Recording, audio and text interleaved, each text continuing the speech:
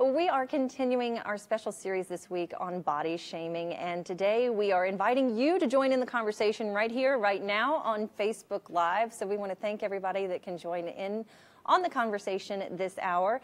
And I have some very special guests with me today. I want to introduce you to Joanna McAdams, who is a registered dietitian at Garden Park Medical Center in Gulfport. And we also have Thomas Broadus, who's with the focus group, and I'm calling you my social media expert. I know you have a much fancier title, digital strategy expert. It's perfect.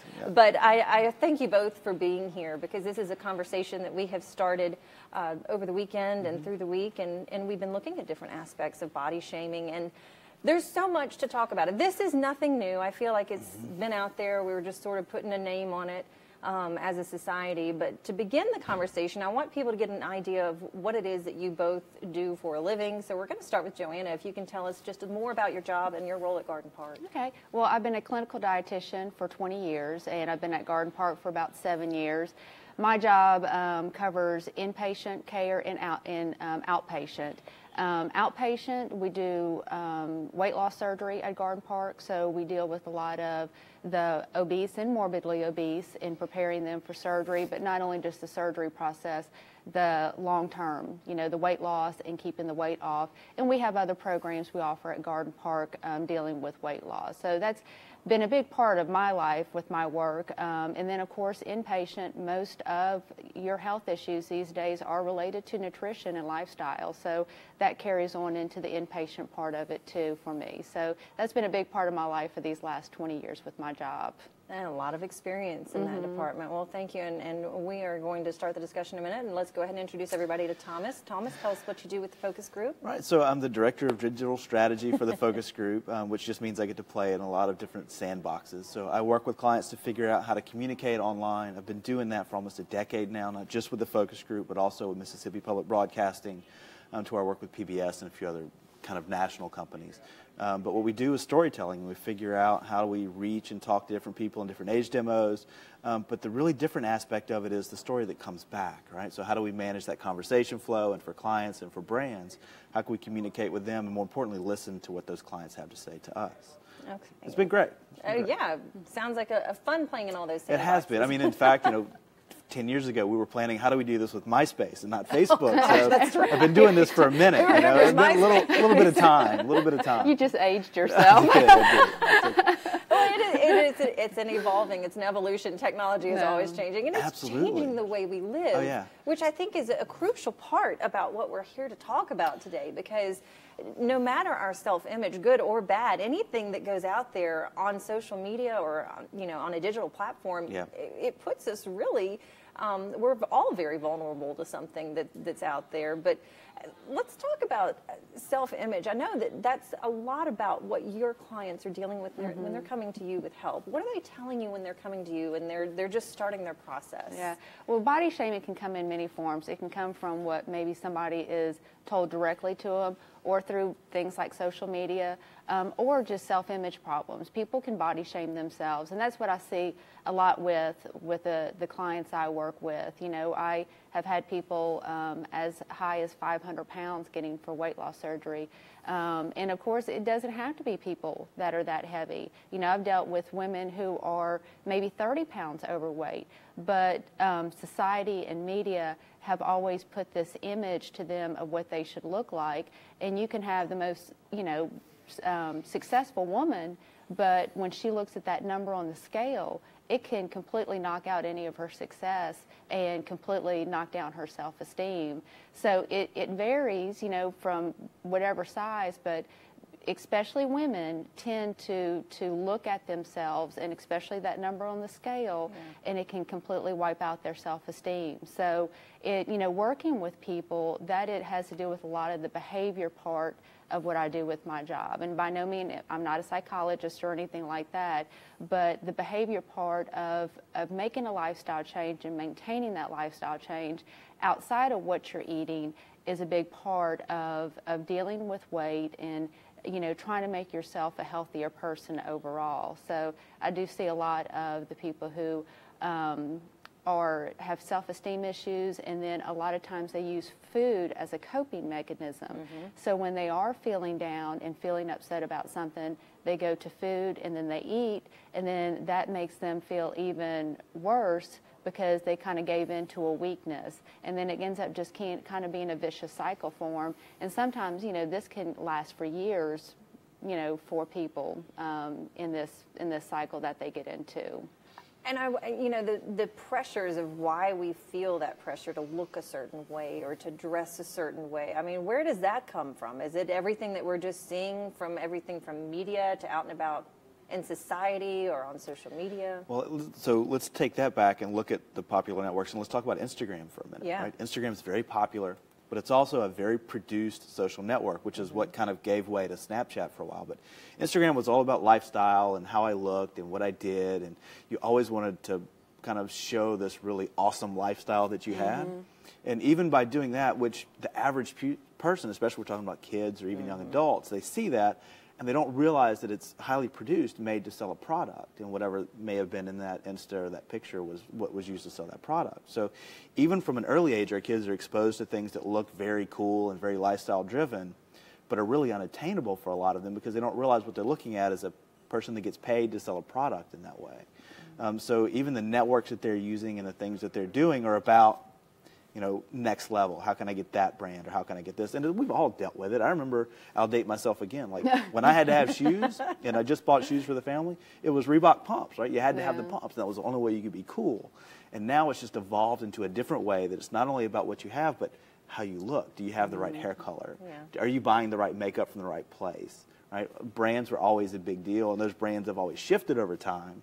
But it's always been about self-image, especially for kids and what they have. And especially, I think junior high may even be harder than high school because they're first getting that, that initial push of that if you're not wearing the right thing, if you're not doing the right thing, if you're not talking the right way, if you're not using the right language, you know, you get pushed back. And now what we're seeing is, you know, put that on body image, where maybe you can control some of the clothes you wear, but lifestyle and family for kids, maybe they have a harder time in genetics or medical issues of controlling what that body looks like, which is really something they can't do unless they have, you know, the psychology and then the diet and then medical if they have to get under control. But it's also the easy pick, right? If I'm trying to feel better about myself and I don't know how to do that emotionally, maybe it's making you feel worse about yourself makes me feel better. Right. And then we really see that explode, not just from the playground, but onto social media. Oh, and that's so hard. And I think people, especially maybe in that teenage social media, the easiest thing to do and the most hurtful that, you know, will jab at somebody is making comments about their appearance. You know, it probably won't hurt so much to a kid if you tell them that they're stupid or if they're not so smart, but when you make those comments about the physical appearance, that is going to really hit somebody in the spot that's going to hurt the most. So it was interesting. Someone posed the question, who's in on the conversation, you know, do you think we care less the older we get? You know, that adolescent age is such a fragile stage in our lives, but the older we get, do you feel that people just really don't care as much? I will say this, and not so much as you're the media expert, but just from coming from somebody who's had a teenage daughter who's fortunately got out of that stage, I find that with the teenagers, and especially girls, they care more about what their friends say. They're going to find that more important to them, what their friends think of them versus what a parent says to them. And I think as we get older, a little bit of reality sets in, and when reality sets in and you have a job and you have kids and you have mortgage, there isn't so much that concern. You have other priorities. Yes, you do. You have other priorities that are more important than, you know, your friend telling you that, you know, you're too heavy or something like that. That's the perspective so true, of it. I mean, that's the whole basis of peer pressure. Yeah. Very true. Well, there's a whole meme that you see of people in their 20s, like, all right, we're ready to go out, we're ready to go do our thing, we're midnight, and then, you know, you'll see the flip side when they're 30s, like, I just want to stay at home in my pajamas and watch TV. Like, I'm not going out. Why would I do that? That's me. Right. You see that complete shift. And the same thing with responsibilities. I think some of that is you take on more of the responsibilities for yourself as opposed to maybe your family or your parents or your social circle in junior and high school. I think you kind of grow out of that into a different one, which helps a little bit. Because then you finally find a support group of people as opposed to maybe an adversarial group of people. Yeah, absolutely. And I'm looking to make sure I'm not missing any great comments that we've had. We appreciate everybody that's joining us in the conversation because we value their input. And this is, after all, a digital platform where we can open the conversation up a bit. You know, I went about earlier saying this is nothing new. It's something that's really probably always existed. We were just recently hearing this whole body shaming, call it bullying or just picking on people. It's been there for forever, probably. It's just we have a new tool in our case to use it, and that's the social media, where it's so easily accessible to put it out there. But as far as internet trolls, do you find that there are sometimes, Thomas, people that are just the trolls out there trying to stir up some trouble? Absolutely, right? It's fun to kind of create this madness moment and then to just get away from it and then watch everybody do their thing. I think that's the mindset of what you see. And some people, I mean, take it to a level of professional, trolling that they make careers off of it in different ways, especially when you get into YouTube or video stars that do other things, or people that report nothing other than drama or try to stir drama and things. You absolutely see that. And managing clients, social media, we have to be very aware of what is a troll, who is a troll. But I will say to always be careful, and I'll share a small story that we learned with this working at Mississippi Public Broadcasting. We were producing a show called Southern Remedy, which had Patrick House, who was the Biggest Loser winner. So it was about losing weight and healthier lifestyles in Mississippi. And I had this guy, great Facebook conversation. He came into the studio. We did a YouTube video. We used it as the ads. We put it out on YouTube. And this is before you could even do Facebook videos, so everything was on YouTube.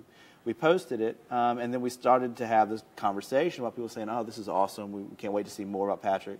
And then you started seeing some of the other side of it, which are people saying that, and we had this one guy who was like, there's no such thing as obesity. It is literally a war of northern aggression on the South. And so when something like that happens with a troll, you kind of watch it and you notify people, like, all right, let's pay attention to these comments to see what happens. And then he posts a manifesto, like a literal manifesto.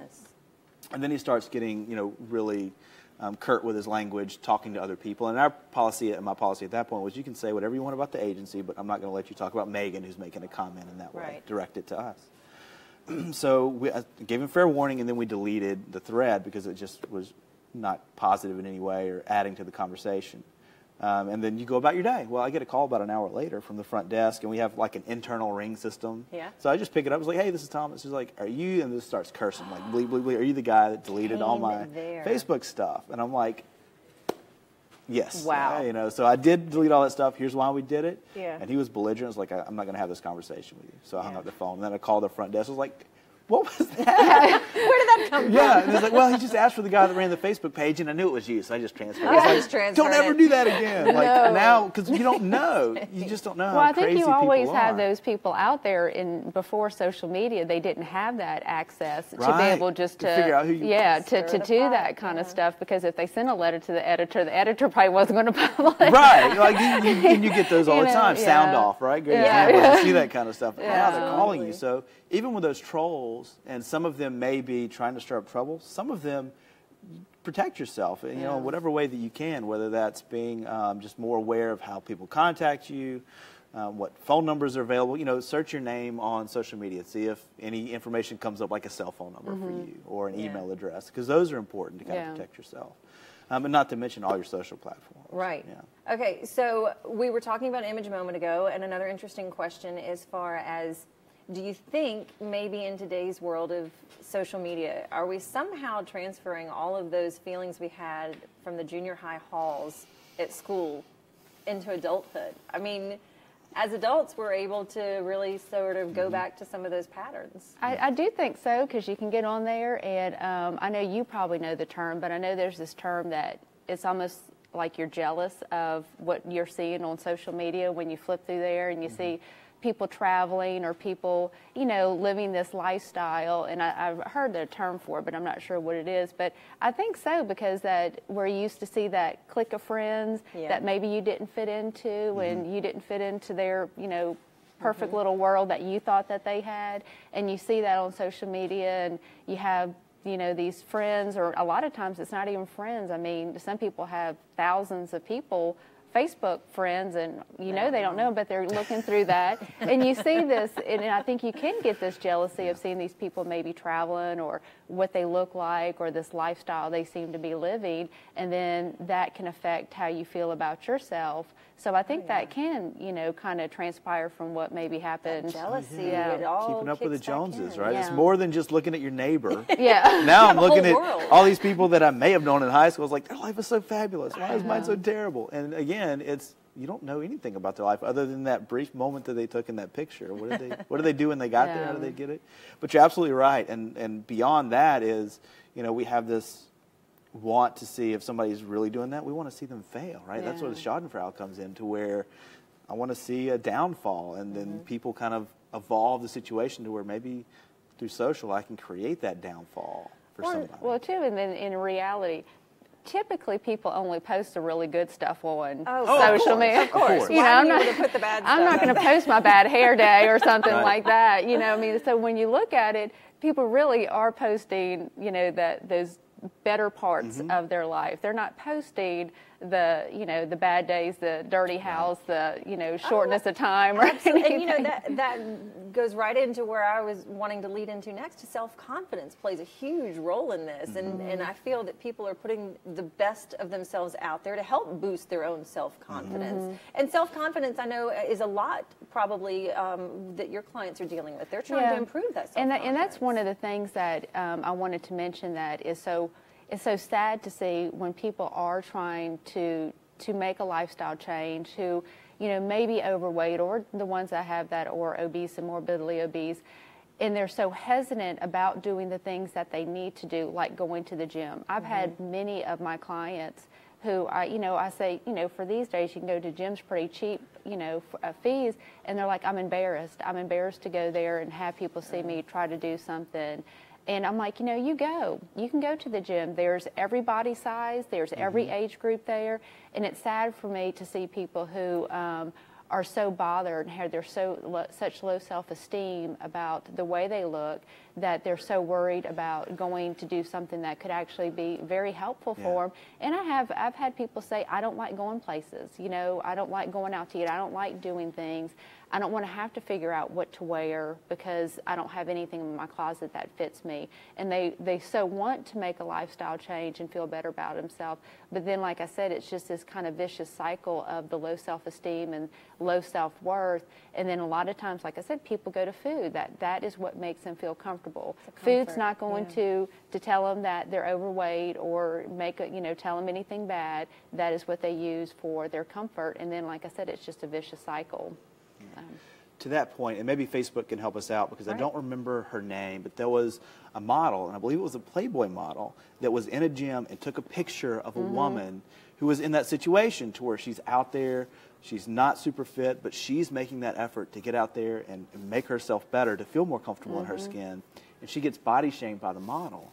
Well, the model goes to court and ended up with criminal charges for invasion of privacy on her. And I don't remember what her name was. I can't remember the name either. Or how it played out, but I don't think she served any jail time, but they like house arrest and put an ankle on. So it's for our kids too, when they think about that, which again, it maybe you're with a bunch of friends. When you're a bunch of friends, your confidence goes up, so it's easier to make a joke about somebody. But there are real life repercussions, especially in that situation, to where when you see somebody in a gym that's trying to improve their life and make themselves better, if you're making light of that in a way that exposes that person, you could be held responsible for real ways in how that happens. Most definitely. So you have to be very careful. And those are the ones that should be applauded, right? Those are the ones where the trainer should come up and say, whatever you need, let's do that. Because I'm here for you. You're being confident. You know? And, you know, Bailey Smith watching, thank you, Bailey Smith, for watching. And she actually made a wonderful comment. I just wanted to share it. If people were taught to turn jealousy into motivation, then a lot of the bullying issue, not all,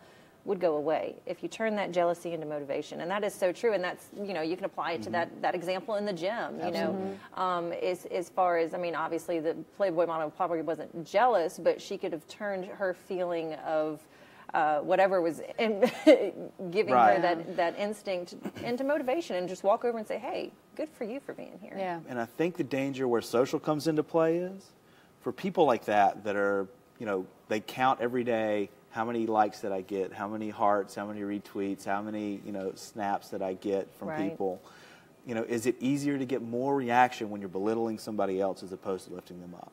And I think that's the question that has to be placed. And those kind of situations are, look, you may get more social, you know, interaction by doing that, but life-wise, what are you really getting out of it other than that brief moment of a joke and a chuckle at somebody else's expense, as opposed to, had that model gone up to that woman and said, like, you know what, I was in a situation like you were. You know, I have to work to look like this. I have to work to be this. I think you're on a great path. And that's a reality of it. I mean, you know, I always tell my clients, you know, 95% of the population has a weight problem, you know, or struggles with weight. And even if you see somebody of a healthy weight, it doesn't mean that God gave them that body naturally. And that's what you have to realize, that 95% of the population, at least from my experience, they do have to deal with watching what they eat or struggling with their weight. There's very few people who are just born with that naturally high metabolism, you know. So it is, or really they get to keep it. Yeah, when you hit 40, things change. Exactly, and that is a lot of the reality too. I've dealt with a lot of people. And one thing I want to point out with the body shaming is, the interesting thing is that with men, you don't see this issue. It is mostly geared towards women. And even with my clientele, I see, you know, a lot of the men that come in, you know, who are going towards a weight loss surgery or something, you know, they tend to laugh more about their situation. And if they are serious about it, a lot of times it has to do more with the medical issues. But you don't see a lot of the self-esteem issues. And something I have seen through this is that a lot of the men I've dealt with, they were overweight in high school. But, you know, men or guys, boys overweight in high school, it benefited them. If they were 20, 30 pounds heavy, if they were playing sports, exactly, the football team. they loved it for, you know, sports. And what happens is they tend to not change eating habits, and they're not as active, and they just kind of roll into this heavier and heavier weight.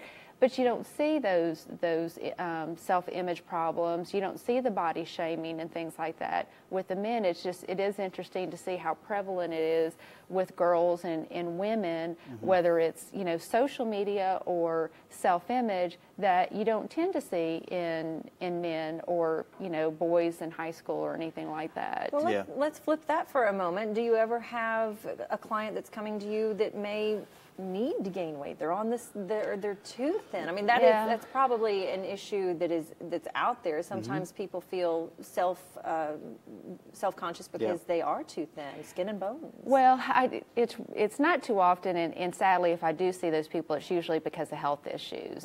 But I do know, just from having teenage daughters or a daughter and a son who's a teenager, you know, I think with a lot of the girls, also the self-image can come not more so if you're maybe heavier, but for girls who aren't developing as quickly as others, and maybe they haven't hit puberty and haven't filled out, and they can get the body shaming from maybe being quite not developed as other girls. So I think there's just a flip side to that too, for the teenage girls. It's almost like there's no happy medium there, you know. If you're very thin, slim margin, or if you're maybe heavier, you know, a little bit heavier, you can be body shamed.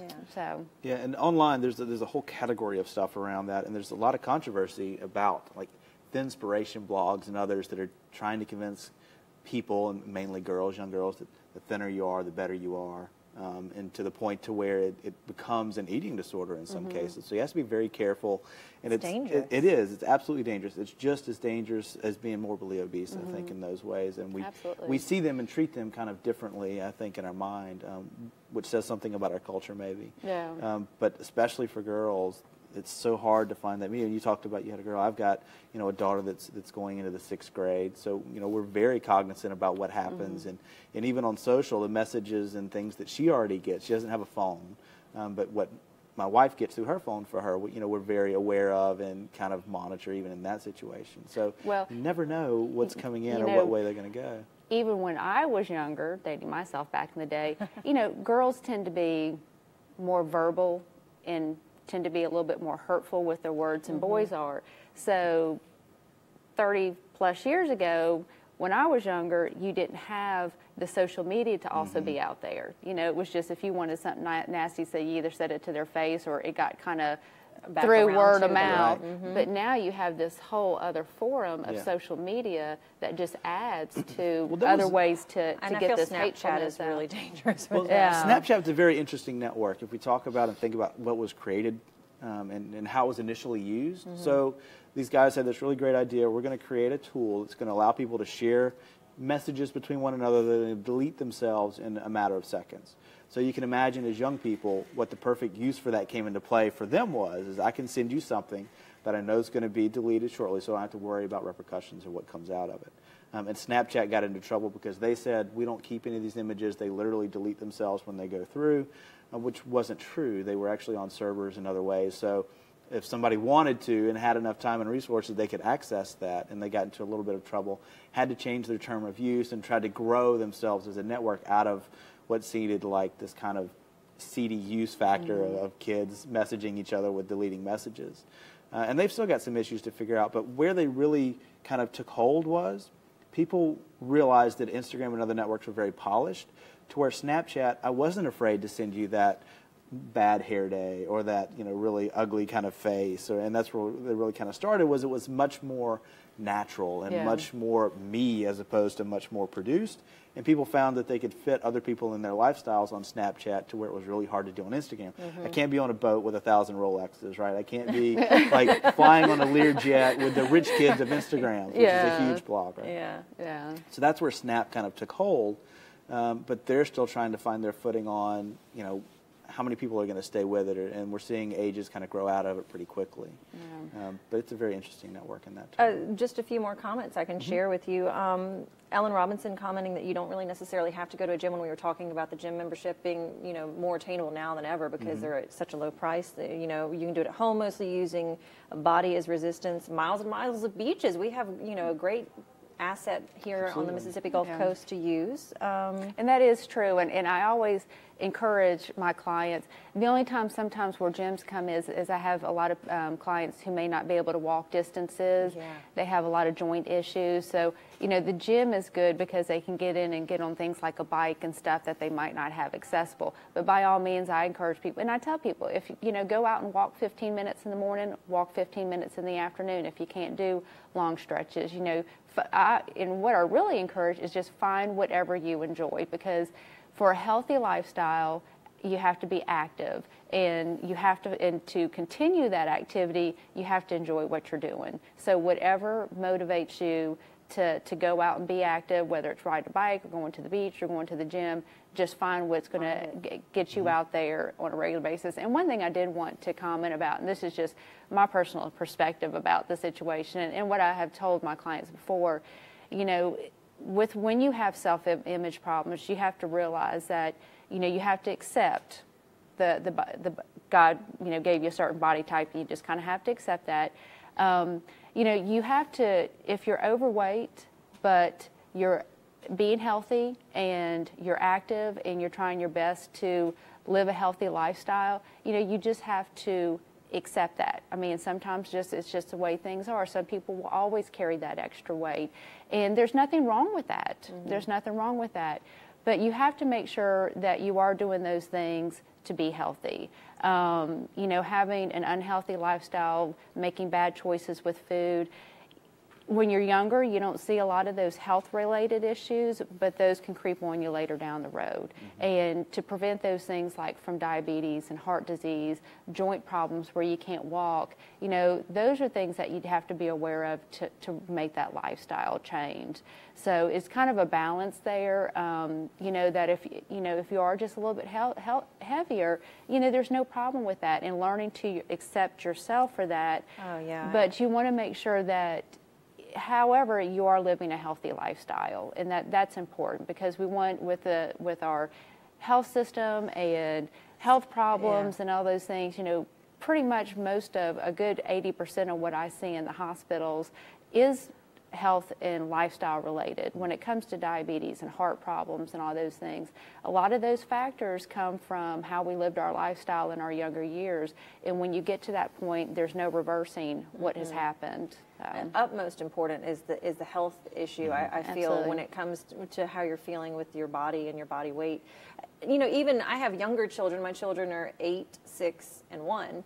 But, you know, I tell my 8-year-old is sort of, and 6-year-old going through this little phase of, you know, if somebody says something that's hurtful, and this goes to just across the board, I feel like you tell people to accept. You just have to learn to accept that with yourself, and that goes back to the self-confidence. And you know, I'm trying to tell my younger children, just ignore them. Just ignore them. You know, be yourself. Or it's sometimes so hard though to just let those comments go, even if you do happen to just read them, or it is someone coming face to face with you.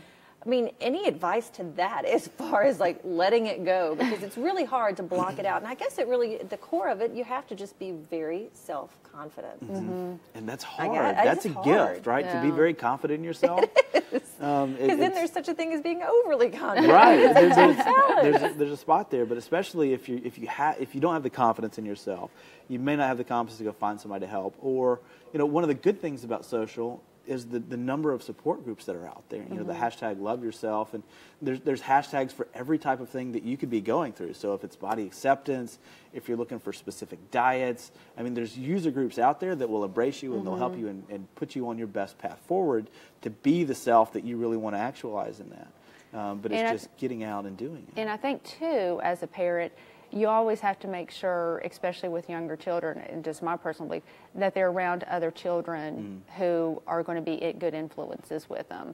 You know, and to make sure that they're around people and children that are not going to be the judgmental type, and to make sure that they're around those children that, you know, just accepting. And so I think that as a parent that you have to work at too. Yeah.